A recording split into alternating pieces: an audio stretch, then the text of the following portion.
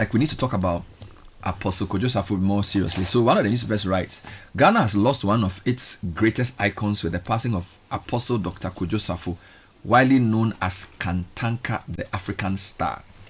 The Safo family and Christo Asafo Church confirmed that the revered man of God, technologist, philanthropist, educationist, and agriculturist and industrialist passed away peacefully on Thursday, September 11. Apostle Safo was more than a religious leader. He was a pioneer of indigenous technology, celebrated for his groundbreaking innovations in automobile manufacturing, engineering, and agriculture through the Kantanka Group. His creativity and determination earned him recognition as a national treasure and a symbol of African ingenuity.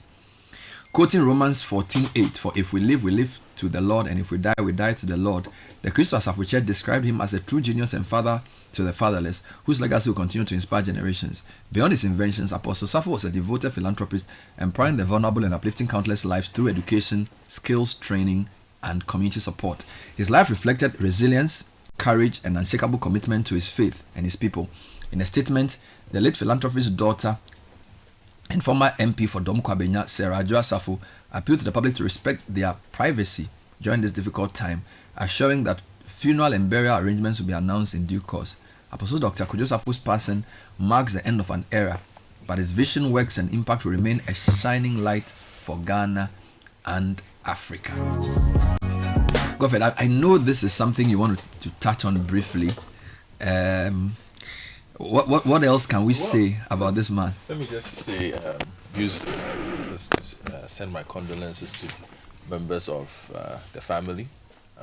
I know two very well, so my condolences to Akosia and Vic this morning. Mm-hmm. They were classmates of mine. Okay. Yes. Martin de Porres? No, University of Ghana. Okay. Yes, so quite some time now. So my condolences to them, of course, to Ajwa, Safo, and the rest of the family. You know, it's crazy we are sitting here discussing a man 15, 20, 30 years ago. Everybody used to laugh at. In spite of what he had been doing. Perhaps because we didn't understand at the time some of the things that he was trying to do. You know? And even now, sometimes there's still a struggle to recognize his impact on our society, you know. And for me, the first thing is, look, Apostle Kwadwo Safo was a dreamer. We don't have too many dreamers in Ghana. We are so locked up in our day-to-day move to survive and our politics and just our cynical lives. The things that hold us back. Yes, that we no longer are able to dream of what can be. And I think for me, the one thing that stands out about this man is the fact that he dreamt a lot. And I hope everybody understands what I mean by he dreamt a lot. Not that Wadano was so dying. But we understand what you are saying. Yes, he envisaged what could be. Yeah. And in spite of the limitations that he had in trying to manifest those dreams, he was always happy to dream. Yes, please. And we need a lot more dreamers in our country. People who are unafraid, very unapologetic of how raw their vision is, but are willing to put everything on the line to at least see if that dream will work. Yeah. Then we talk also about his kindness. Yeah. Outside of the tech, what a lot of people don't know is that for a very long time, a lot of people were fed by his farms. For free. He was giving away maize, plantain, yam, by the thousands of bags, not the hundreds of bags, by the thousands of bags, to all kinds of places. Yep. Even our government struggles to feed, to donate that kind of food to people. For a very long time, this man would do it every year. Yeah. Sometimes I think he did it so regularly and so consistently that we started taking it for granted that somebody can donate 600 bags of maize. Seriously. But if I ask the government to donate 600 bags of maize this month, it is able to do it, but they might think about it because buffer stock will tell you that, Charlie, You can't continue doing you that. can't be doing this thing that you are doing over there. Yep. So this is the kind of heart that he had.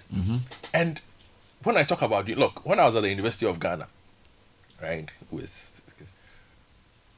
and I'm sure you would have heard it too, he spent a lot of time donating his money to the school. Yep. You and I went to the University of Ghana. Yep. He didn't have to. He wasn't a university graduate. At all. He didn't attend the University of Ghana. Yeah. But When he believes in something. when he believes he will gave support- money he to will it, it's support it. course. And again, we need more people like that in our society. People who are willing to contribute what they have to help improve their society. Yeah. They don't just talk it. And you know, a lot of times people talk about their disappointment with our society, where the rich and the well-to-do in our society don't really care about contributing to the general good. Yeah. Nobody has said they don't contribute to, but putting it in places where society itself They directly will not benefit. exactly, they are looking at ROI. Most of the things is ROI, but people just give because they can give. Yeah. You know, so today I sit here and I say, look, we thank him for what he did for this country. His legacy lives on. Look, a lot of things that, again, I say, when we used to watch, there was a program back in the day on TV where he would showcase some of the things. And then I recall we would meet back maybe as a group on Monday. Everybody's like, Charlie, did you watch that in the TV? They say you wave at the TV and everybody's laughing. Yeah. But this was the start of what is now. Yeah. When his car would say, "Meba mechi, meba mechi, meba mechi, meba mechi," and we would laugh about it. Yeah. But perhaps that was the start of self-drive technology Yeah. at the time when Japan and China hadn't even dreamt Yeah. about those concepts. Yep. 2 days ago, somebody sent me a video of a car door that one of the Chinese tech companies had done, that you wave at and it opens. Yeah. Were we not laughing at this 15, 20 years ago Yeah. when Apostle Kwadwo Safo was showcasing this to us? When he claps at his TV and then we are like, what did this man do? If somebody says, the white man has done remote control, you say you want to wave at the TV. We used to say all these things. Yeah. But that's why I say he was a dreamer. 20 years ago when he was dreaming those dreams, we were laughing. In 2025, most of those things that he dreamt about are realities on an industrial scale that are benefiting us. So we ask ourselves, what if we had supported those dreams? Yeah. But today is not a day for what ifs. It's just a day to say thank you. And I hope the people who are carrying his legacy, look, his farms. Look, Bernard, if you know Kantanka Crew? It's in Central Region. Oh. It's a 600-acre farm. Wow. Ashanti region. In Ashanti, rather. 600 acres. Okay. Cocoa. Wow. But this somebody is farming 600 acres of cocoa and whatnot. Yeah. It's no joke.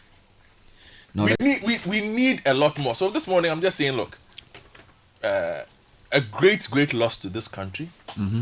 Sometimes the things we ask are because I hope he passed on the message well to those who are coming after him. Very, very important. I hope he passed on the message. Because I feel like that's where the challenge then becomes. Because usually when pioneers die, we have difficulty in continuing the vision because he's a dreamer. He was a first of a kind. He was a first mover. There's nobody who ever going to be like him. But it behoves on the next generation to carry the vision to the next level. All right. They may not do it the same way he did it. Yeah. But as Godfred has said, there are many dimensions to the guy. There's the philanthropy side. There's the industrialization side. There's a religious side. I know that Adjoa was anointed a few months ago as the head of the religious group.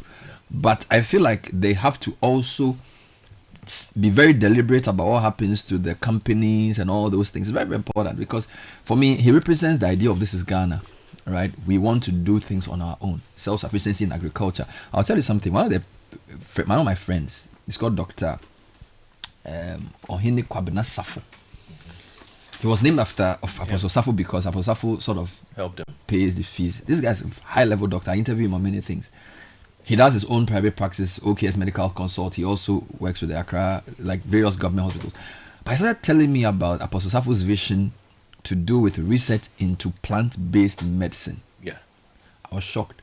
So apparently, some people have been sponsored to university to go and do PhDs in this pharmacology and all these things, with the view to come up with the pharmaceutical products that are plant-based, that are not, you know, it's almost like he was a believer in organic. Yes. So he didn't want to be part of big pharma's whole Yeah. thing. He wanted to create. So people have been sent to university to go and study so they can build their own pharmaceutical line for conditions that we take normal medicine for.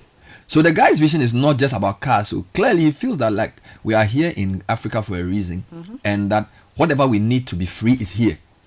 So he'll do research into plant medicine, he'll do research into cars, but all using local materials. And you know, sometimes people who are Western educated may frown on it because like, where's the physics behind this? Where's the calculations? You know, because a lot of times when it comes to innovation, science and commerce merge to sort of monetize these inventions to make them commercially viable. All right. He may not have been able to do that on a very large scale, but I think the idea that we have to think for ourselves and free ourselves is a very powerful idea. And we don't have many people like that. And the other thing is that you didn't have to be a member of his church to benefit from his generosity. This is something a lot of people do not know. So for me, it's something that we should all learn from. That sometimes you can live your life beyond your immediate surroundings and do a lot more for society. And it behoves on us in the media to also put it in perspective for the public to understand. Godfred, let me give you and last just word. to wrap up, you know. Yeah. I even forgot entertainment. Recall the Christos Safo concert party. Akrobe too. Yeah. And all those people came from some other aspects of what he was doing. Yeah. So the impact is in so many ways. And, you know, he trained as a welder.